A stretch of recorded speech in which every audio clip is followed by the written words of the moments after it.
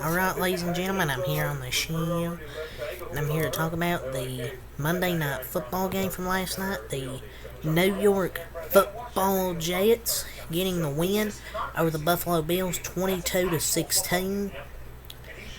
So the Jets improved to 1-0. The Bills dropped to 0-1. This was a really impressive win by the Jets.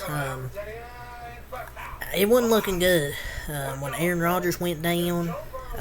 We'll talk about it in the NFL news when I do that. We'll get more into that in the NFL news. But they were really missing Aaron Rodgers throughout most of the first half.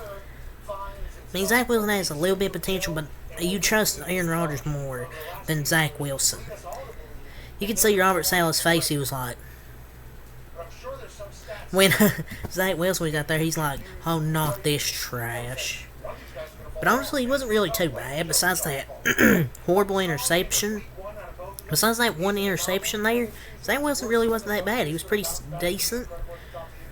14 of 21, 140 yards, one touchdown, obviously the interception, and a nice catch on that touchdown by Garrett Wilson.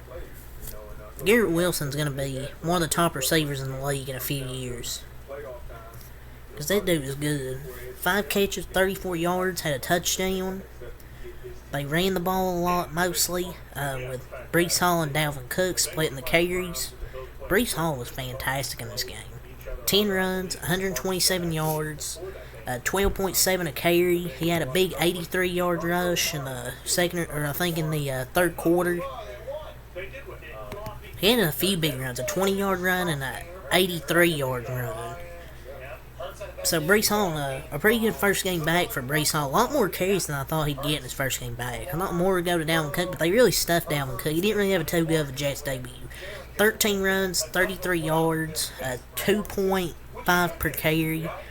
They were really stuffing Dalvin Cook. It felt that just Breece Hall's a lot better than Dalvin Cook, but they got to like split the carry so they don't overuse Breece Hall. But he had a really good first game back from the torn ACL.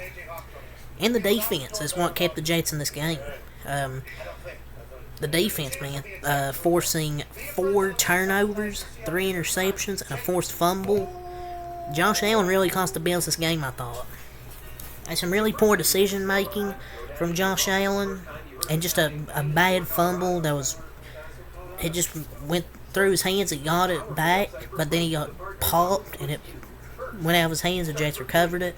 It's 2 bad throws from Josh Allen deep down the field, who wasn't even going to get to the receivers, right to the DB. Jordan Whitehead, I believe, of the Jets. Yeah, Jordan Whitehead, who had 3 interceptions, all 3 interceptions off Josh Allen. 2 of them were deep down the field, some terrible passes from Josh Allen. Third one was just a good read from Jordan Whitehead. But the Jets' defense really helped them win this game. They were able to get a lot of pressure on Josh Allen. 2, 3, 4, 5. They sacked him 5 times and got 3 interceptions. That's why the Jets won this game, in my opinion. The turnovers, the mistakes by Josh Allen, the 3 interceptions. The offensive line for the Bills wasn't good. Sacked 5 times was Josh Allen. The fumble. Just a lot of it just went bad for the Bills in the second half. Now they were up 13-3, and they only scored 3 points, which was big in that fourth quarter, sent to overtime. Then they went 3 and out. Punt return for the win by the rookie Xavier Gipson, I believe. Just the Bills just completely got outplayed in the second half. Just too many mistakes, and the Jets were finally able to capitalize off some of those mistakes.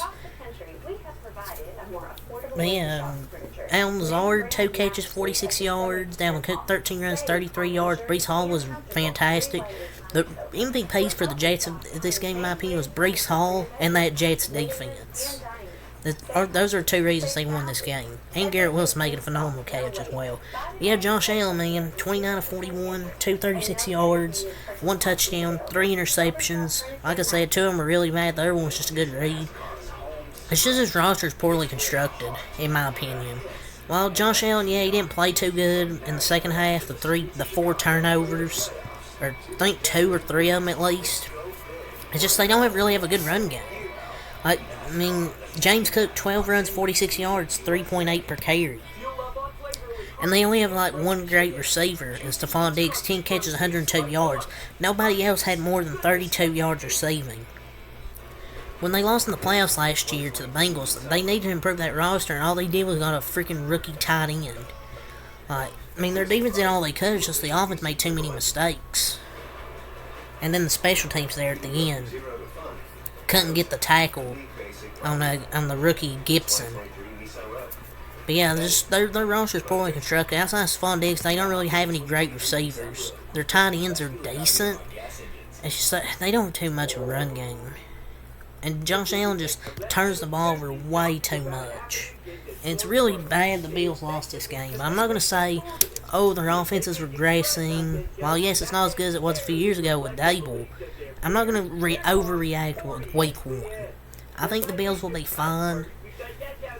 We'll just see how the Bills do in week 2. But yeah, it's really unsafe for this game.